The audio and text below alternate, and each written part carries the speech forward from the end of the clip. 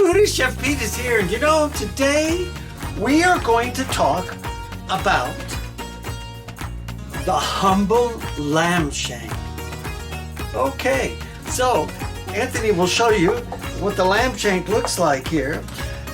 The lamb shank, it was once overlooked cut of meat because it then became, because it was overlooked, the lamb shank became a cut for the working people because it was cheaper. So it comes from the leg of the lamb, alrighty, and it was less desirable because it was tough and it needed to be cooked slowly, okay? So as they became more affordable over the years, it became a culinary challenge because they're tougher. So the way I like to cook them is in the slow cooker over here, and that we have, and Anthony will show you the slow cooker, which we have here. And so in the last decades, the lamb shank has been rediscovered not just by restaurants, but by the home cooks. And they either roast them in the oven or they do them in slow cookers. You can pressure cooker it if you like, okay? But here's a few things to remember about the lamb shank.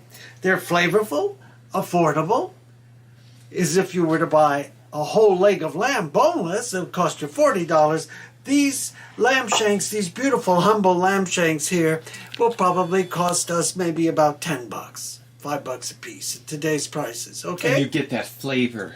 And then we're going to cook them in our slow cooker over here, and we're going to get a delicious flavor because I'm going to mix it with some wine and salt and pepper, oregano, a little garlic powder.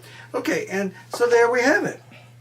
Now, you want this? If you can find them, good luck. I have a hard time finding them, and when I do find them in the store, or I find them at Amazon Grocery, or at the Albertsons Grocery, or wherever grocery you shop, Kroger's, wherever you shop online or you go in person, grab them, because they are something that other people love. Some people have an aversion to lamb. I understand that. This is not mutton, an old lamb. This is not old. This is spring lamb, which doesn't have the old mutton taste, okay, which a lot of people grew up with on the farm. Okay, so there we have it. When we come back, that's our backstory on lamb shanks right here.